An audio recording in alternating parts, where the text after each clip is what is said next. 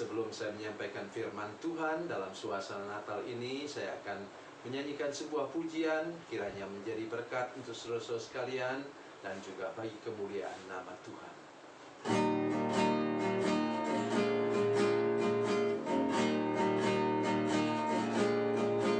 Di sawah dan di ladang ku bekerja,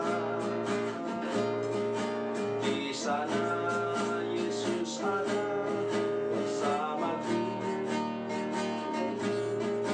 Di rumah dan di pondok ladangku berada, di sana Yesus ada besertaku.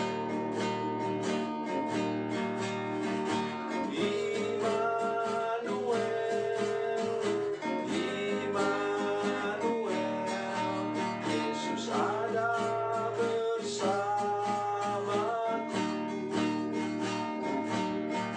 Di siang hari atau di gelap malam, di sana Yesus ada besertaku. Di bukit dan di lembah ku bekerja, di sana Yesus ada bersamaku. Di sungai dan di danau sana ku berada, di sana Yesus ada besertaku.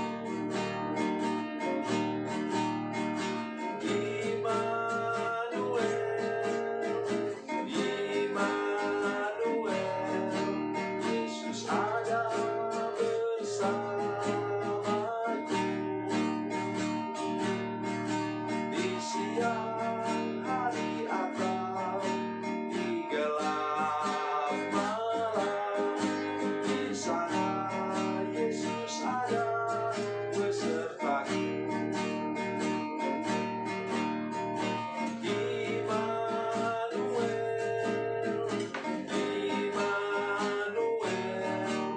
Yesus ada bersamaku. Di siang hari atau di gelap malam, di sana Yesus ada besertaku.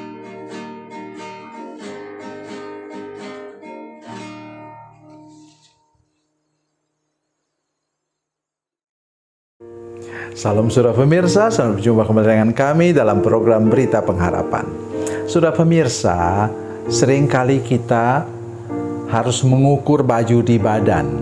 Kadang-kadang kita merasa, ya saya sudah sempurna, saya sudah sekian lama ikut di gereja ini dan saya merasa sungguh-sungguh bertumbuh. Tapi nanti dulu, di hadapan Tuhan, apakah kita betul sudah sampai kepada level demi level sampai meningkat sampai ke puncak? Itu yang akan kita dengar sebentar. Mari kita berdoa sebelumnya. Bapa, dalam nama Yesus, terima kasih untuk firman Tuhan sebentar yang kami dengar. Buka hati dan pikiran kami Tuhan, jamah hati dan pikiran kami supaya kami terbuka kepadamu dan kami benar-benar dapat mengalami lawatan Tuhan lewat firman Tuhan hari ini. Dalam nama Yesus, haleluya, amin. Saudara pemirsa, mari kita baca Alkitab kita dari Perjanjian Baru, Injil Matius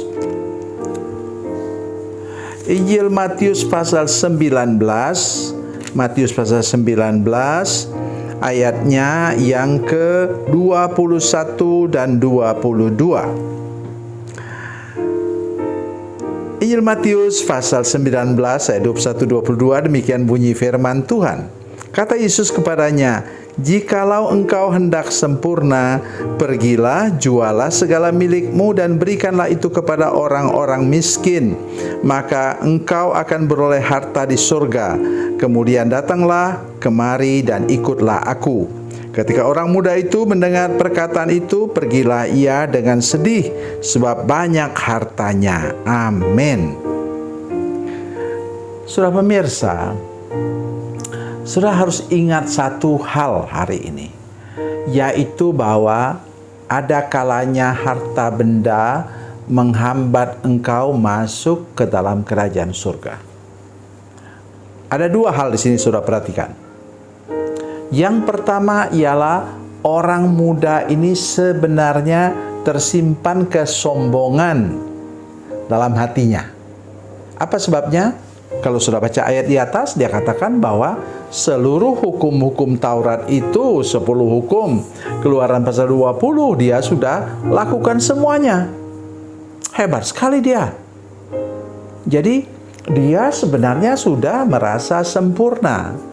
Tolong ingat saudara sekalian, jangan pernah menjadi orang yang sombong rohani, merasa lebih hebat daripada orang lain.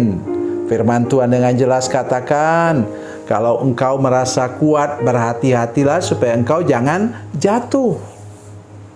Ada ayat yang saya tidak bisa mengerti sampai sekarang. Itulah dari Mazmur 37 ayat 23-24. Coba saudara dengar baik-baik. Tuhan menetapkan langkah-langkah orang yang hidupnya berkenan kepadanya. Langkah orang ini berkenan kepada Tuhan. Tapi ayat 24 katakan apa? Apabila ia jatuh. Kok bisa jatuh si Tuhan? Maksudnya mengajar kita supaya kita tidak sombong. Kadang-kadang kerikil kecil membuat kita bisa tersandung jatuh, tergelincir jatuh. Kabar baiknya ialah dikatakan kemudian dalam bagian akhir ayat 24, apabila ia jatuh tidaklah sampai tergeletak, maksudnya berlama-lama jatuh, sebab Tuhan menopang tangannya. Itu yang kita lihat pada Petrus. Sudah tahu Petrus itu siapa? Itu nelayan paling senior dari murid-murid Yesus. Tapi ketika dia berjalan di atas air, mujizat yang cuma satu-satunya dialami oleh murid Yesus. Hanya Petrus yang bisa jalan di atas air. Kita tidak peduli berapa jauh di jalan. Tapi begitu dia mulai khawatir, dia tenggelam. Untungnya apa? Dia tinggal satu jangkauan tangan oleh Yesus. Ketika dia berteriak, katakan, Tuhan tolonglah aku. Itu yang saya tidak bisa mengerti. Kok bisa nelayan senior lupa berenang? Hati-hati, jangan pernah sombong rohani saudara sekalian. Mari kita rendah hati. Saya menggunakan kata-kata itu apa? Rendah hati, sabar, dan setiawan. Saya sampai tua begini pun terus berdoa, Tuhan tolong hamba-Mu ini Tuhan menjadi orang yang rendah hati, sabar, dan setiawan dalam melayani Tuhan, dalam mengikut Tuhan. Ya, itu yang pertama. Yang kedua ialah apa saudara sekalian? Sudah lihat kata firman Tuhan tadi? Ayat 16. Ada seorang datang kepada Yesus dan berkata, Guru, perbuatan baik apakah yang harus ku perbuat untuk memperoleh hidup yang kekal? Dan kemudian ayat 22 mengatakan, ketika orang muda itu mendengar perkataan itu, pergilah ia dengan sedih sebab banyak hartanya. Orang muda yang kaya raya. Saudara mengerti maksud saya?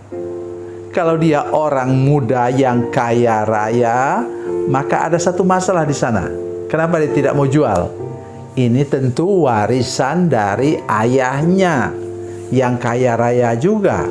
Atau boleh jadi ayahnya masih hidup. Jadi makanya dia bilang, enak aja mau kasih sama orang miskin semua harta benda saya. Ya, ini kan warisan. Hati-hati dengan harta benda dan kekayaan. Dapat memblokir saudara sehingga saudara tidak masuk ke dalam kerajaan surga. Saudara masih ingat Lukas pasal 16? Itu orang kaya dan Lazarus yang miskin. Ya.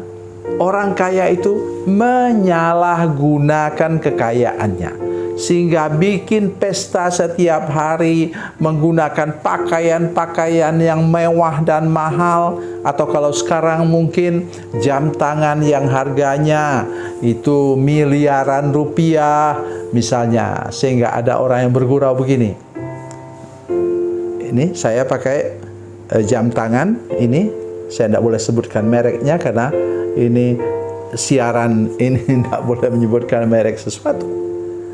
Ya, saya sudah pakai ini, pakai jam tangan seperti ini sudah puluhan tahun. Ya.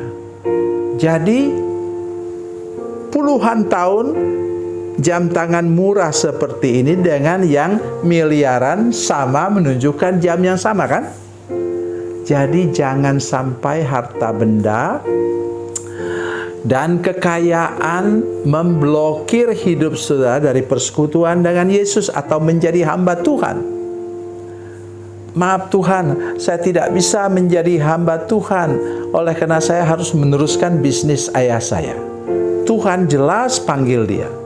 Oleh sebab itu mari kita hari ini menang dari warisan, menang dari kesombongan rohani, menang dari segala hal yang dapat menghambat kita melayani Tuhan, bersekutu dengan Tuhan, dan menjadi hamba Tuhan. Tuhan Yesus memberkati, Tuhan Yesus baik. Mari kita berdoa. Bapa, dalam nama Yesus, terima kasih untuk firman Tuhan yang ajaib dan luar biasa ini.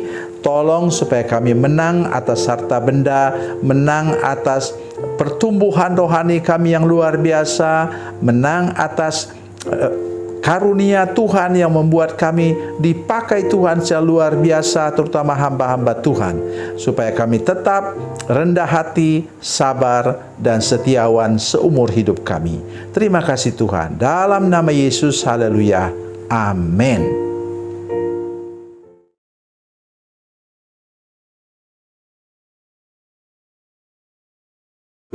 Salam saudara pemirsa, mengakhiri program ini saya mohon kepada saudara-saudara pemirsa sekalian untuk bila saudara menyaksikan program ini melalui channel YouTube, maka tekan subscribe dan bunyikan lonceng. Dan bila saudara menyaksikan program ini melalui channel Facebook, tolong saudara-saudara sekalian tekan like dan juga komen. Dan demikian pula bila sudah menyaksikan program Makan Bergizi hari ini yang tertulis, maka tekan yang sama juga, tekan like dan tekan komen. Dan tolong saudara-saudara sekalian untuk membagikan program ini, share program ini di channel saudara-saudara sekalian, supaya lebih banyak lagi orang diberkati melalui program ini. Tuhan Yesus memberkati, Tuhan Yesus baik.